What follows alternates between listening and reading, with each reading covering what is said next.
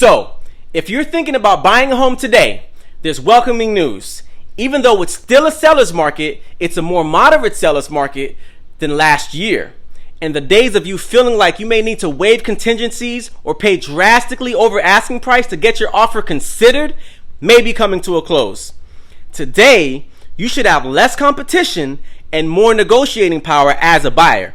That's because the intensity of buyer demand and bidding wars is easing this year. So, if bidding wars were the biggest factor that had you sitting on the sidelines, here are two trends that may be just what you need to re-enter the market. Number one, the return of contingencies. Over the last 2 years, more buyers were willing to skip important steps in the home buying process like appraisal or inspection just to try to win a bidding war. But now, fewer people are waiving the inspection and appraisal.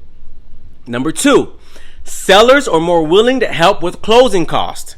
Generally, closing costs range between 2 and 5% of the purchase price for the home. Before the pandemic, it was a common negotiating tactic for sellers to cover some of the buyer's closing costs to sweeten the deal. This didn't happen as much during the peak buyer frenzy over the past 2 years.